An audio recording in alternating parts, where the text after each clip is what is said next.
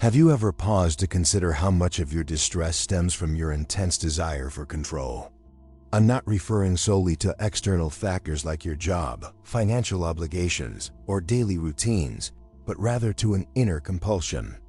This overwhelming need for certainty, to foresee tomorrow's events, to fully grasp your identity, ambitions, and direction in life. Societal norms have conditioned you to seek definitive solutions, treating life as if it were a solvable mathematical problem. However, the truth, a truth few dare to confront, is that this fixation on absolute certainty actually hinders your pursuit of inner tranquility. Perhaps you are weary, drained from constantly attempting to foresee the unpredictable, from meticulously crafting elaborate plans that invariably collapse with the slightest shift in circumstances. It's possible you find yourself trapped in a state of perpetual anxiety, where every ambiguity is perceived as a threat, and the unknown appears to be an adversary that must be conquered. But what if the true issue isn't the uncertainty itself? What if the real detriment is your unwillingness to embrace it? Michel de Montaigne, a 16th century French philosopher, grasped this concept long before our time. While his contemporaries pursued rigid doctrines, absolute truths, and confined frameworks, he took a distinctive approach. He turned his gaze inward. He meticulously examined his own intellect, his insecurities, and his inherent inconsistencies, and with unflinching candor, he committed all of it to paper. He presented himself not as a source of final answers, but as someone who had discovered a more effective way to navigate life, while embracing its inherent uncertainties. And this is precisely what you require right now. The abandonment of fixed answers in favor of cultivating a new relationship with the aspects of life that defy manipulation. This discussion aims to introduce a less burdensome and considerably more courageous method for facing existence. I want to demonstrate, through Montaigne's deep insight, that when you cease struggling against the enigmatic nature of the unknown, a fundamental transformation occurs. Anxiety loses its power, the burden of pressure subsides, and for the first time in memory, life starts to feel less complicated. Be aware, though, this newfound simplicity is not an external modification. It is not the world that changes. It is a profound internal upheaval. And this revolution commences immediately when you choose to release your grip, to relinquish the myth of control, and to join me on a path not towards fixed solutions, but toward an entirely different way of engaging with the world. Are you prepared? Because this journey, which is distinct from everything you've been instructed, commences with a singular acknowledgement. I don't know, and that's acceptable. Montaigne was an unconventional thinker. He did not lecture from high platforms, nor did he construct complicated theories or attempt to confine the world within rigid rational formulas. His writing originated from his own personal experience. Seated in his private study, amidst his books and the silence, Michel de Montaigne resolved to scrutinize the most volatile and perplexing entity in existence, himself. His writings are not scholarly dissertations. They function as mirrors. His purpose wasn't to persuade you, but to encourage introspection, to cultivate skepticism, to provoke inquiry, and to prompt you to examine your inner self without apprehension, or rather, despite your apprehension.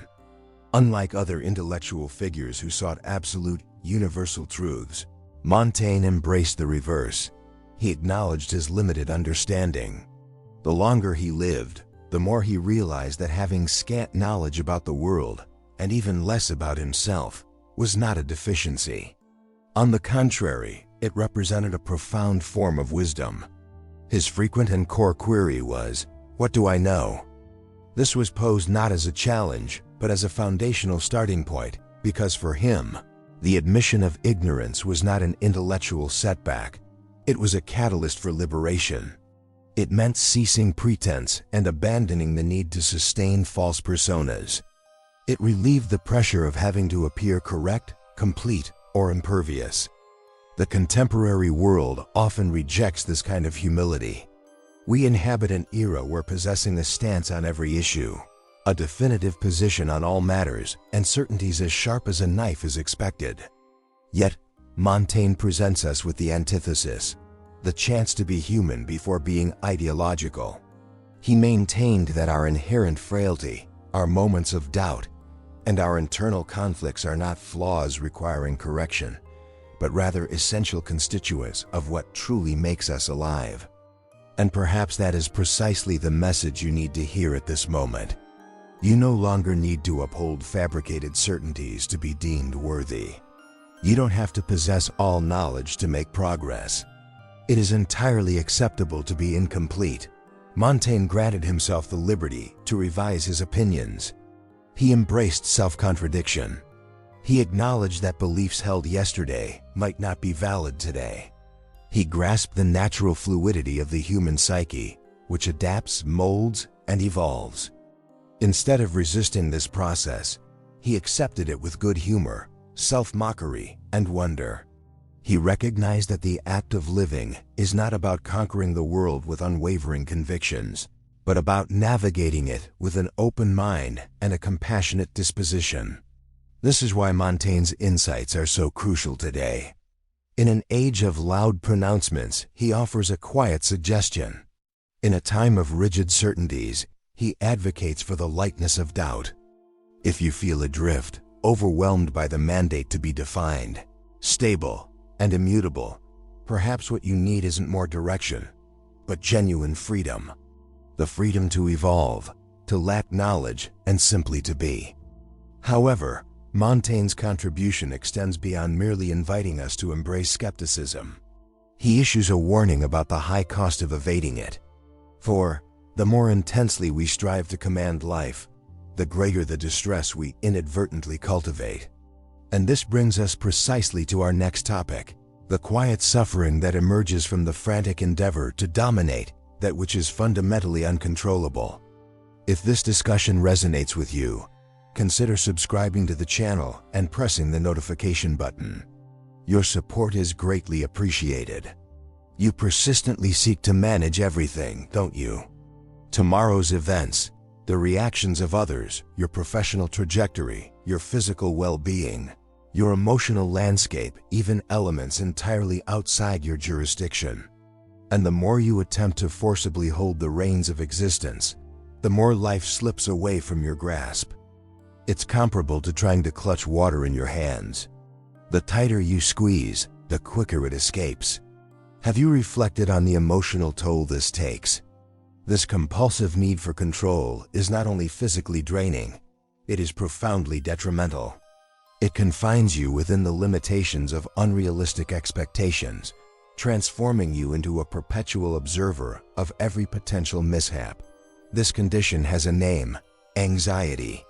At its core, anxiety represents the fear of the unpredictable. It is the desperate craving for assurances in a world that inherently offers none. Most people exist in this continuous state of heightened alert, attempting to forecast every twist in the road, under the misguided belief that this preemptive action can somehow avert emotional catastrophes. Yet, Montaigne understood a truth that contemporary psychology only verified centuries later. Attempting to exist by predicting the future is essentially maintaining a state of conflict with reality. Consider this: human suffering is not solely derived from adverse events that happen to us. Frequently, it originates from our fruitless resistance against what is happening. It stems from the desire for life to deviate from its current state. It is the outright denial of the organic progression of circumstances. Montaigne articulated this with striking forthrightness. He accepted his personal afflictions, his losses, and his ambiguities not as elements to be eradicated, but as fundamental components of the lived experience. By doing so, he relieved himself of the immense burden of perpetual opposition. Have you observed that the individuals who exhibit the greatest need for control also tend to be the most stressed, the most depleted, and the least flexible? They cannot relax because they are convinced that if they momentarily relinquish control, something disastrous is imminent. However, this conviction offers no protection. It serves only to restrict. Montaigne, conversely, advocated for a conscious form of surrender, not a weak surrender, but a brave acknowledgement that the world is not beholden to your command, and that your own mind must learn to flow rather than dominate. And here lies the harsh paradox. The harder you strive for control, the greater your frustration becomes. And the more frustrated you feel, the more convinced you are that you need more control. It is a self-perpetuating, destructive loop that consumes you entirely. Ultimately, what do you gain from this struggle? A body tense with stress, an intellect that is utterly exhausted, and a soul devoid of serenity. Montaigne presents an alternative approach. True fulfillment is not achieved by commanding everything, but by mastering the ability to coexist gracefully with that which cannot be dominated. But how does one put this into practice? How do you learn to live with the inherent unpredictability without completely losing your sense of self? The solution resides in Montaigne's own characteristic approach to life, the relentless discipline of self-reflection, conceived not as a sterile, clinical analysis, but as a deeply personal ritual of internal listening. While the world clamored for easy certainties, Montaigne retreated into solitude to observe the landscape within his own mind. What he encountered was not immediate clarity, but a veritable tempest. Conflicting ideas, profound fears, ambiguous desires, and inexplicable impulses, all the elements that most people prefer to either conceal or disregard, he chose to confront directly. Yet, he faced them not as a judge, but as an attentive listener. Montaigne's true brilliance was not in the construction of theories about the human psyche. It was in possessing the courage to transform himself into a living study of the human predicament. He converted his own self into a subject for investigation, and his essays became a powerful mirror. In his writings, he doesn't adopt the posture of a teacher. Instead, he shares a continuous evolving process. He engages in out-loud thinking, inviting the reader to participate in the same exercise. His goal was not to regiment minds, but to liberate them. By articulating his personal uncertainties, his most private impulses, his shifts in perspective, and even his moments of vulnerability, Montaigne conveys a revolutionary concept. You do not need to be perpetually right. Your only requirement is to be fully present with your own being. This discipline of relentless, unfiltered, and unmasked self-examination constitutes one of the most profound avenues toward self-knowledge. But be mindful. Self-observation is not an exercise in self-condemnation. It is the conscious effort to look inward with both sincerity and kindness. It is about recognizing moments when you are misleading yourself, when you pretend to possess knowledge you lack, or when you force yourself to maintain an outward identity that no longer reflects your inner truth. Montaigne wrote primarily to unbind himself from these internal constraints. He declared, "I am human, and nothing human is alien to me." This implies that every aspect within you, regardless of how confusing or uncomfortable it may appear, is a valid constituent of your identity. And do you know what the most potent aspect of this continuous self-examination is? It effectively dissipates shame. When you commence the practice of sincere self-observation, you realize that a significant portion of your distress arises from the attempt to embody an idealized version of yourself from pursuing an unattainable standard of emotional, intellectual, or moral perfection. Montaigne serves as a crucial reminder that we are not immutable marble figures. We are mutable, flawed, and profoundly imperfect beings. The simplicity we relentlessly seek begins the moment we cease our internal conflict against our own fundamental nature. And here lies a powerful concept. This kind of acceptance does not equate to passivity. On the contrary, it constitutes the essential first stride toward any meaningful, lasting transformation, because only those who perceive themselves clearly can evolve authentically. Only those who embrace their inner struggles can genuinely progress toward greater clarity. Yet, there is another critical layer to this philosophical journey. Even when you begin to observe yourself, you must still confront a pervasive inevitability: change. Nothing within you, in others, or in the world remains static.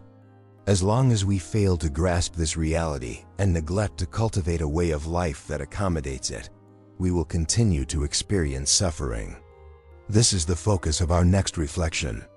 If this discussion resonates with you, you will find substantial value in my accompanying resource, which further explores these ideas and offers practical tools for deeper self-understanding. The vast majority of people conduct their lives as though existence ought to be a perfectly straight trajectory, as if reaching a certain level of knowledge, stability, or achievement would finally cause everything to settle into place. This is the fantasy of a final destination where all change would cease, emotions would become constant, doubts would vanish, and everything would make rational sense. Yet, this idealized narrative, often promoted by various institutions and even professional culture, is precisely what alienates us from reality and genuine tranquility. Montaigne observed this with uncommon clarity. He recognized that everything in life operates in a continuous state of flux. Our thoughts evolve, our physical forms age, people enter and exit our lives. Our aspirations shift, our certainties dissolve. Nothing is stationary, nothing is assured, nothing is conclusive. Attempting to live as if life were predictable, unalterable, and controllable is to prepare the ground for inevitable disappointment, distress, and emotional collapse. Change is not an anomaly, it is the fundamental essence of being.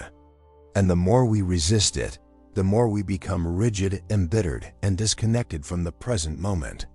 Montaigne accepted his personal transformations as an inherent aspect of his humanity. He understood that occasional inconsistency was a mark of growth, that modifying one's opinion was an act of courage, and that releasing an old idea, even for a new, equally uncertain one, was a stride toward intellectual clarity. He stated provocatively that constancy is a virtue of mechanical minds. For him, living well did not mean adhering rigidly to a fixed identity, but rather dancing with impermanence. If this video resonated with you, don't forget to like and subscribe to the channel. Also, share your thoughts in the comments below. Thank you for watching and see you next time.